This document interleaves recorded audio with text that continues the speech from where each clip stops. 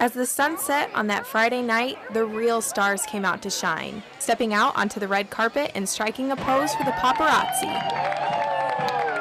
The prom gave teens and adults with special needs a night of fun and glamour. It's going to be awesome. It's going to be fun. Meet Francine Pace, a 15-year-old girl with a personality more sparkly than her dress. Are you going to dance tonight? Yes, of course. Pace says she has been looking forward to this event for weeks. From the dress she picked out at Hope's Bridal to getting her hair done at Capri College, she was ready to be the belle of the ball. It makes me fun.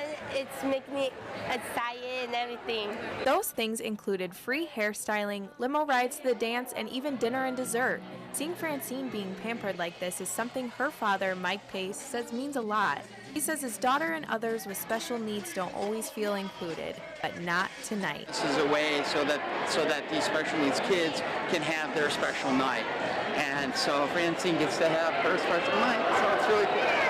It's not just the parents that feel this way. Volunteers say it was an experience for them too. More than 200 people gave their time to make the night special for the 300 guests. Each prom goer was paired with a buddy for the evening, and SAU student Mackenzie Wood says, honestly, it just gives my heart peace and joy knowing that we could take our time out of this day and give it back to something that maybe we have had and give them the experience that they definitely deserve.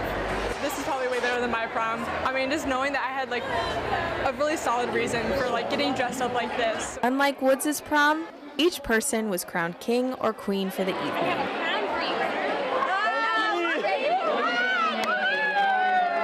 Some of them never got to go to prom. Some of them did get to go to prom, but maybe it wasn't inclusive for them. Maybe they felt left out, or they didn't feel like they had somebody to dance with. And for them, they are with their friends. They're with people that are there to make it about them, and so it'll be a rewarding experience. I hope you have the best night ever and dance the night away. Griffin Rashi, Dateline SAU.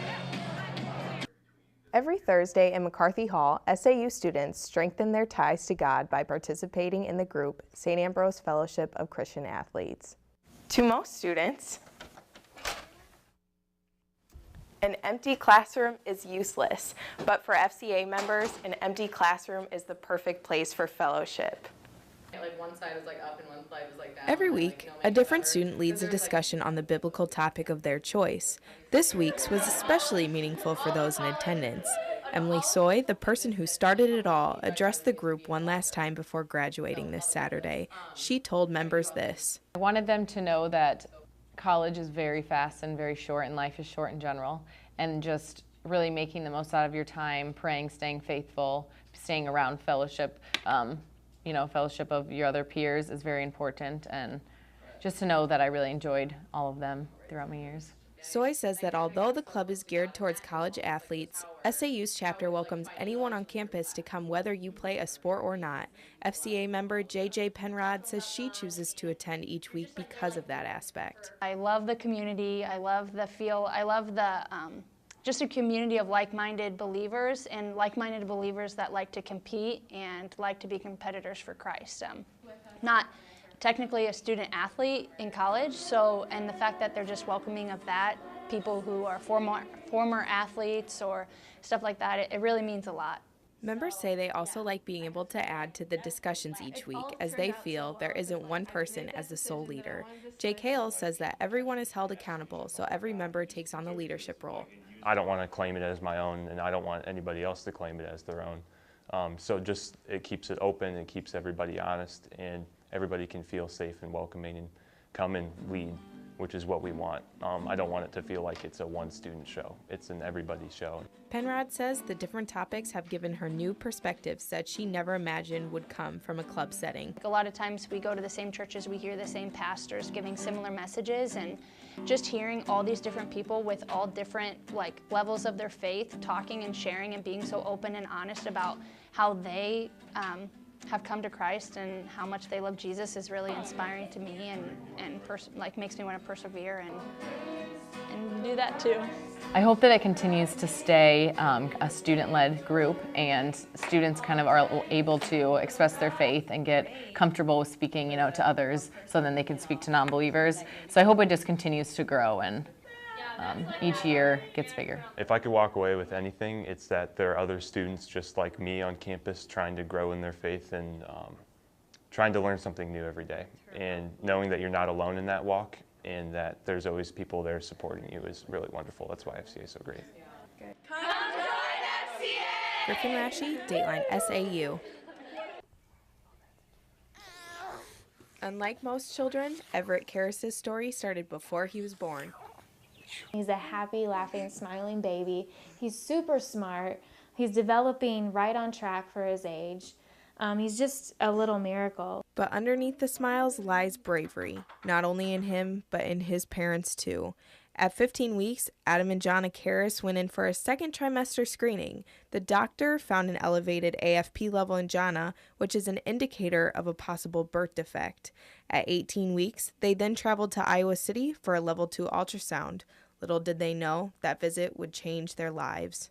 It was devastating. It was heartbreaking. Doctors detected an opening in Everett's spine, diagnosing him with myelomeningocele, which is a form of spina bifida. The birth defect can cause mobility issues, access to cerebrospinal fluid on the brain, bowel and bladder problems, and possibly even learning difficulties. Everett was one of the only 1,300 babies in the country diagnosed with the condition last year. The doctor insinuated that we shouldn't move forward with our pregnancy. She kind of made it seem like we shouldn't even have him. And she told us that he'd never be able to walk, and that his brain was abnormal. And a lot of the information she gave us is actually just inaccurate. Jonna says hearing that from the doctor was especially hard because they had been trying to start a family for quite some time. This is what we really wanted, and to hear that news, it was really tough, especially because we didn't know anything about spina bifida at that moment, and the outcome that she was projecting made it seem so much worse than it really is. It made you just kind of question, you never think you're going to question something like that, and you're just questioning what do you do, how do you move forward.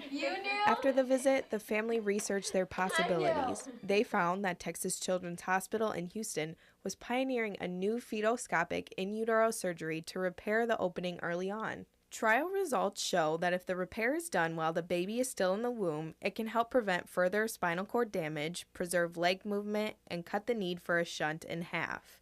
A shunt is a hose-like device that is surgically placed in the brain to help move excess cerebrospinal fluid to another area of the body. The majority of children who have spina bifida need a shunt. Doing the surgery fetoscopically also poses less risk for the mother compared to the traditional open version. When we talked about doing the surgery, we had a lot of reservations because it is still considered experimental, and it's not a cure for spina bifida. It's not a guarantee.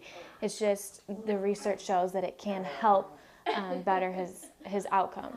A risk of the surgery that scared the Karrases was going into early labor. So it was a concern, but we spent 2 days in Texas doing an evaluation and meeting the entire medical team, and they went over every single risk, just every little thing about the procedure and all the risks versus benefits. And at the end of the day, for us, we were excellent candidates, and it seemed like the benefits would outweigh the risks. Taking a leap of faith, the two booked their flight to Houston. It's kind of like God put everything into place for us to be able to do that. Things just kind of fell into place to make it possible for us to go. I mean, it was hard being away from our family and kind of dropping everything, but we're so blessed. We have an awesome support system. On June 6th, Jonna and Everett were operated on. It was the 19th surgery ever performed as part of Texas Children's ongoing study. Medical teams from Stanford, Johns Hopkins, Barcelona, and France observed the surgery. It went without a hitch, but for those waiting, there's always the potential to lose both your wife and child due to some crazy scenario that happens. The surgery took 4 hours. Jonna and Everett now both share scars that will unite them forever. Since the whole surgery was on tape, the Karrases got to see what all happened behind closed doors. When you get to see your unborn child in your wife, you can watch his hip and then you can see his little leg and his knee. It's very cool and odd at the same time. After the surgery, Jonna was in the hospital for 1 week and Everett's heartbeat was monitored 24/7. That pitter-patter is a memory Jonna says she will always cherish. After being released from the hospital, the Karrases lived in the Ronald McDonald House, less than 15 minutes away from the Children's Hospital. Adam says living in the Ronald McDonald House for those 4 months gave him a reality check. You're talking 2-year-olds with cancer that are guaranteed not to make it. Believe me, your situation can always get worse. We met families that lost everything. Sold their cars, had their house repossessed, sold their clothes, their dressers, their vacuum, just to pay medical bills to keep their kids going. So Adam says they never imagined being in this situation. With every day that passed, he and Jonna learned more about each other. He says their relationship may even be at a different dynamic if it wasn't for this experience. Every second of it was worth it to know that she was okay and that I could be there if something happened. It was hard on us individually, but together I think it made us stronger as a couple. At 39 weeks and 1 day, their bond was strengthened. Everett came into the world at 5:01 p.m., weighing 6 pounds and 7 ounces. Every second in Houston, every minute of anguish, all the worry, gone. Good. None of it mattered anymore. However, the delivery didn't come easy. Everett's heart rate dropped several times before being delivered. They didn't know what was going on. They didn't know why his heart rate was dropping. And there was a couple times that the first time was definitely the first thought in your head is, okay, here comes the C-section. In the end, doctors helped deliver Everett naturally, which for this case was a big deal. Less than 2 weeks later, the whole family was back home in Illinois, celebrating Jonna's 29th birthday with a photo shoot to boot. Look at him. He's doing fantastic. They say the best part about being Everett's parents is... Oh, gosh. Everything. I mean, I'm going to cry now. He's just a little miracle. I mean, he is so happy, and he's got such personality, and he just teaches me things. He's taught me a lot, and he's so brave and resilient, and he lets things roll off his back, and I'm not like that. I get a little anxious about things, and so just the lessons that I learned from him is pretty amazing too. Even though he's a baby, he's taught me a lot. Waking him up, and the first thing he does is smile. And that smile is what pushes them to share their story with other parents, giving advice to those who need it most. Do your research, get educated. Ignorance is not bliss. You will learn so much about so much so fast that it'll make your head spin. I have a child that's going to have spina bifida. It's not the end of the world. Your baby is going to be amazing and is going to be able to do things and amaze you every day. And so it seems so scary at first, but once your child is here, it becomes a lot less scary, and you just love them. You're just a parent like anybody else. You're hungry. Griffin Rashi, Dateline SAU. Even though we're not from Davenport, we're still living here right now in our college years, and it's important that we keep this neighborhood the way we want it to look. We don't want a mess, and we want Ambrose students to feel comfortable, and we want to see the community bettering itself. Community Day means doing something for other people instead of yourself, and kind of being selfless for the day and helping out the community and cleaning up and just like getting to know some of the community members, because I don't know like anyone who actually lives here. It was all about being charitable, taking time out of one's day to make the community they live in a better place. So I'm really happy like I actually had a chance to get out and do something. St. Ambrose partnered with QC Bank and Trust for the day, helping over 28 different homes in the Hilltop neighborhood. Kimmy Miller said her and her coworkers have volunteered over 10,000 hours just last year alone. Volunteering is really important to us, and we try to make sure that our employees have opportunities to do that in the community, and we really value our relationship with Ambrose, so it seems like an obvious choice to partner with them for this event. 28 teams comprised of 6 people were sent out to their designated home. Side by side, they were able to make a difference in someone's life that day. Other organizations joined in, including the City of Davenport Republic Services, who picked up waste bags by the truckload, and Sodexo, who supplied a free lunch for the participants. We hope to see it getting bigger each year, and we want students to be excited about volunteering. Griffin Rashi, Dateline SAU. Last semester for the men's tennis team wasn't the dream season they had expected, not because of the points played, but because of the time played. We'd practice every day, and we only ended up playing 2 matches in the fall. So it's kind of hard getting out there every day and working, but we have that motivation. This season, with more matches scheduled, the Fighting Bees are excited to see all that hard work pay off. We're going to need a lot of guys to step up and kind of play in roles that they haven't played before. We're going to play a lot of tough matches, especially in conference. We play some really good teams, but we got some really good players at the top. Although the team won their first match of the season, they will have some strong competition ahead. We got a pretty tough conference. There's a couple nationally ranked teams pretty high up there, so we're just going to go out and compete, try and win what we can, and just do well in the tournament. The Bees aren't going to let the competition or youth get in the way of their success. With 5 freshmen and 2 sophomores on the team, their goal is to come out as champions. A lot of young guys you can teach and watch them grow, so that's what we're doing, just trying to grow. Not necessarily focusing on the results, we want to win, but it's more about seeing their growth through the season. Coach Rolfe is a 2013 graduate of SAU and has played alongside some of the members currently on the team.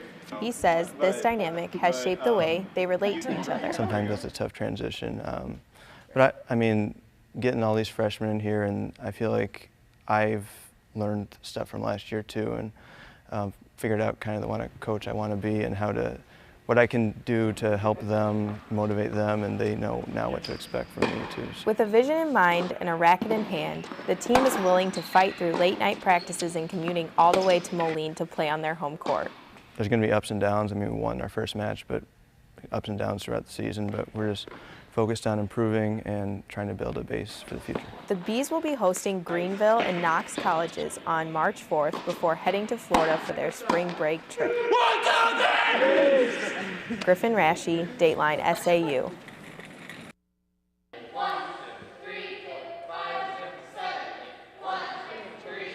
The St. Ambrose cheer squad had a lot to cheer about last Saturday. The Fighting Bees took home 4th place at NAIA Regionals, punching a ticket for the national competition in Oklahoma City, Oklahoma.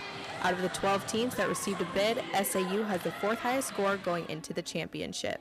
However, Coach Felicia Miles questioned the team's chances after a rough start coming back from winter break. We just were not hitting anything, but the team really pulled it together on the Wednesday, Thursday, and Friday before we left, and they looked phenomenal. I mean, they worked really, really hard. Looked like 200% turnarounds. After the preliminary competition, the team knew they needed to stick to their goals and stunts for the outcome they had been working so hard for. Miles says the stunts the squad performs are at a level of a Division I school, and she wanted the crowd there to see what they were capable of. When they hit that first pyramid, the crowd erupted. Like I've never seen a gymnasium full of other schools like totally going crazy when they hit those pyramids. We had other athletes from other schools, other coaches come up saying that those pyramids gave them chills. Assistant coach Jesse Hansen says despite only having 1 senior, they have recently been practicing like seasoned competitors. Actually cheered here as well. This is definitely the best skill team we've had since past years. They just need to realize that. The Bees know all too well what hard work is. Practicing every day, even on weekends, is what has gotten them to this point. At their last competition, they finished with an overall score of 90.12. Junior Amber Lucas says this work ethic combined with their stunt difficulty should lead to a win. If we hit a clean, solid routine, we're going to win no matter what. Our difficulties at our last competition, we got 10s in our difficulty, we got 10s in our baskets. If we just hit this clean, solid routine, we're going to win. 10 years ago, when the program started, only 7 girls were part of the squad. Now with more than 40 members, Miles says she is proud of how far the program has come. She says the thought of winning brings tears to her eyes. For me, it's like an accomplishment. This year, I just knew with the recruits that I had, the new incoming class, the great attitudes, that was real. And so it's like, for me, it's an accomplishment to actually see all that materialize. On Sunday, the squad is performing their routine in Lee Loman Arena at 3 p.m. Griffin Rashi, Dateline SAU.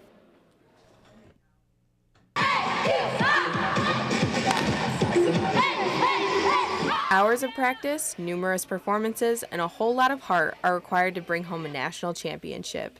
It's something these Fighting Bees know all about, winning the title in 2015 and 2016. Junior Casey Greenleaf has yet to come away without a trophy in hand. Going into this competition, I'm just focusing on getting that national title.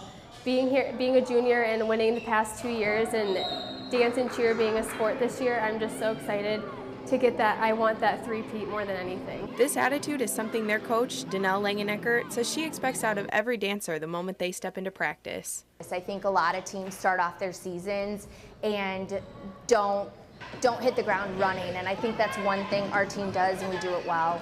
You know, we start day one out with a goal to win a national championship. You know, we don't just start after we qualify at regionals. And so I think just continuing our whole season with that intensity level definitely carries us to, you know, where we want to be at nationals.